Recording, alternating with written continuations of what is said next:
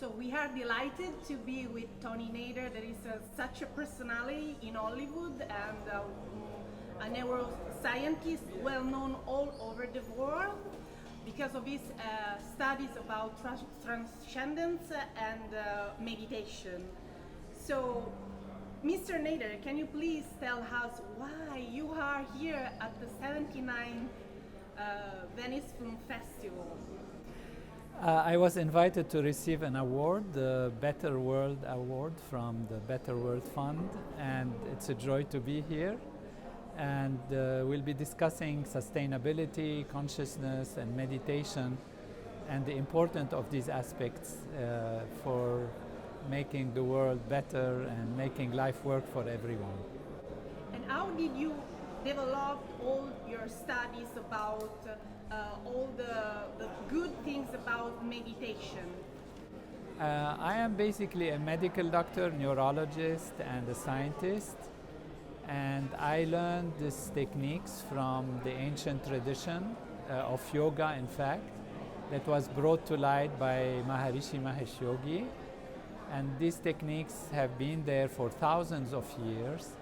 And this is the yoga of the mind, really, how the mind can be settled, can allow to use more creativity, more intelligence, and expand the awareness so one can live one's full potential.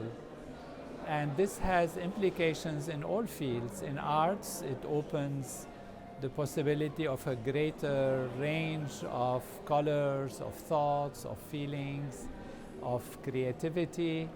And in all fields, in science, it clarifies certain phenomena of understanding and relations and even physical health and mental health. So it has a broad range of applications, both in arts and science and behavior and sociology. And so this is how I got into all of that. And it also has an implication on social well-being, reduction in conflicts in society, and all of this has been studied scientifically with more than 700 scientific research studies published in peer-reviewed journals, and so what we call it's an evidence-based technology of the mind. And we knew that you are carrying many stars in Hollywood. So you have maybe some anecdotes, some tales to tell us? Of course, not tell the names of the stars.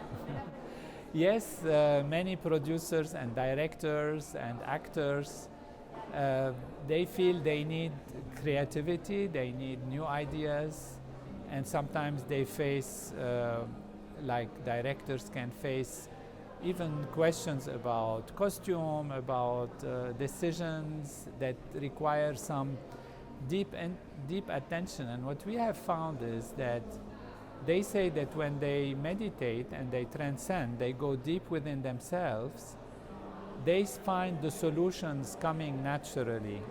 So when the mind is agitated on the surface, it is bounced around by thoughts that come and go.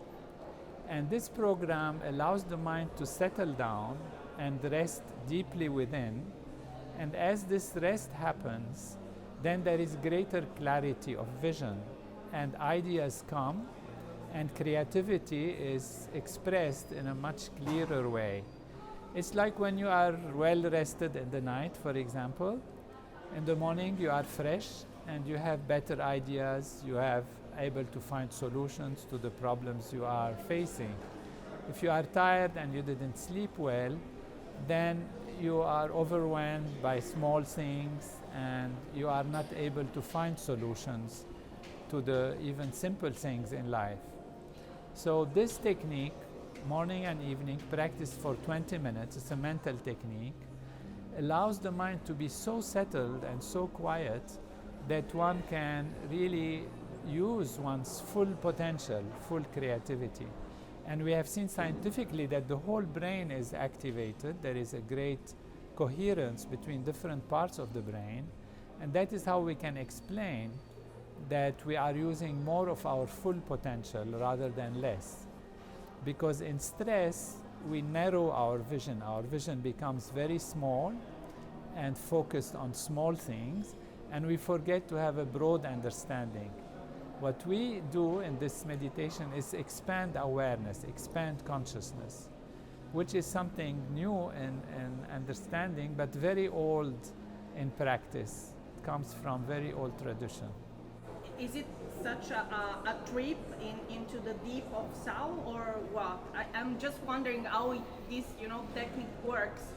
Well, imagine the mind like an ocean, which is active on its surface. It has waves, and the more you go deep in the ocean, the more quiet it is.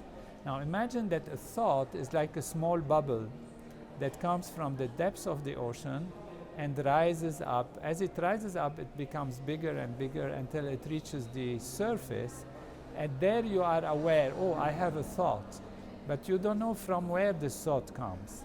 And if you are only on the surface, living on the surface of the mind, you are being thrown around by the waves that are the thoughts that take you right and left, and you are not settled within yourself.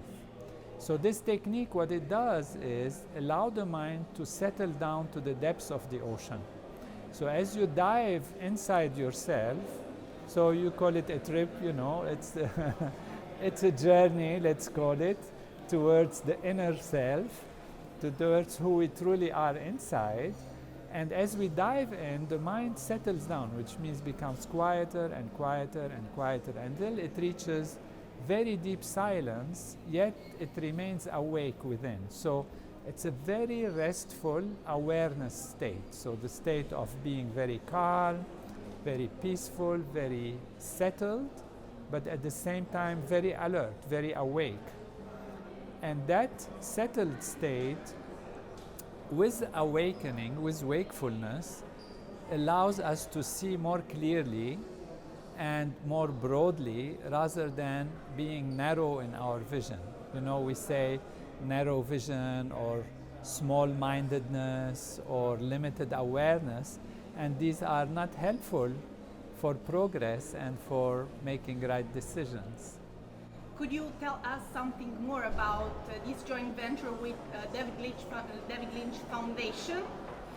Yeah, David Lynch, as we know, is a great director and artist, and he has learned transcendental meditation many years ago, tens of years ago, and he has felt very deep improvement in his creative power, in his inner feeling, inner happiness, and the ability to solve problems.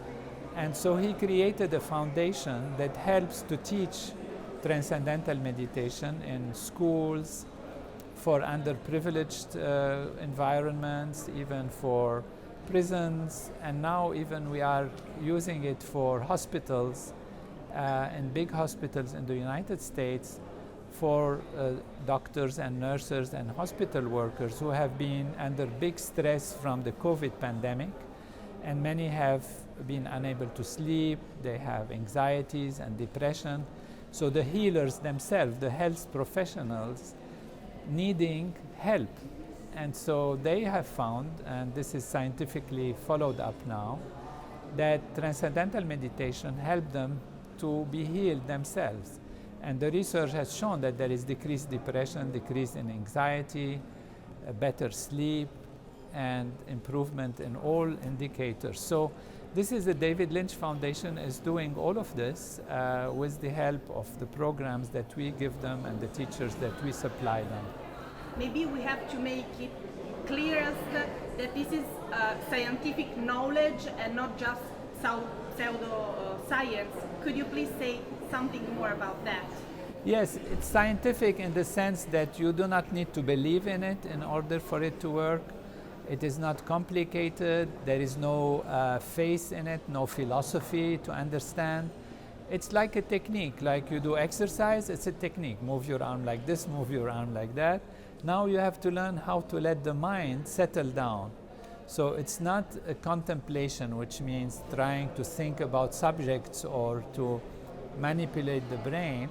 It's a simple technique that helps the mind to settle down to the depths of the ocean And children can do it from the age of 5 or 6 up to whatever age, 120. People practice it because it's very simple, very natural, very easy to do. And you do it morning and evening, 20 minutes, and then your whole day is refreshed and you feel more effective and more peaceful inside. And you will be awarded because this is a great humanitarian merit, because it helps also people during the war or in crisis or in difficulties. For instance, medics, doctors all around the world.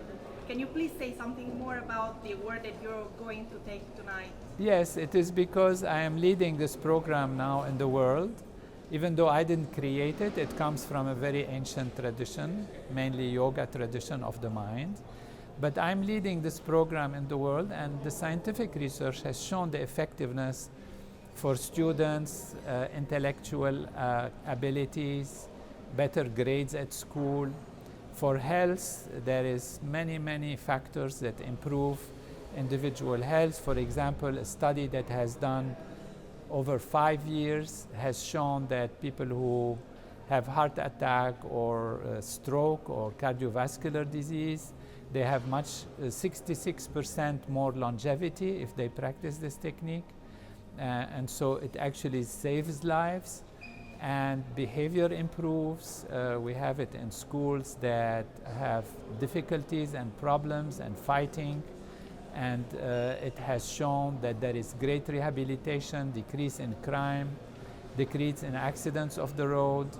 And also we have found that when a number of people practice this technique in a society, there is a change in the society itself. Even studies have shown decrease in accidents of the road, decrease in crime, decrease in conflicts, and better social indicators. So using consciousness, using awareness as a powerful tool to make a transformation in society, I think these are the reasons why it's being recognized now in different ways, and particularly in this particular forum. Maybe you just want to add something about your book, No Limit, Ocean of Consciousness, yes. Well, I wrote this book to show that consciousness is primary, because we are all thinking everything is physical, we have to act from a physical level, but we forget that ultimately all conflicts, all problems that arise, be it for the environment, be it for sustainability, be it for social relations, conflicts between nations, they arise from the mind of the people, from consciousness, from awareness. So the book analyzes the true reality of life as being based in consciousness, that consciousness is primary, and by acting from the field of consciousness, we can make a difference on the physical level, on the surface level. So it analyzes the relationship between mind and body, consciousness and physiology, matter and intelligence, and shows that these aspects of the mind, of consciousness, are more primary and more important for the resolution of all problems in society.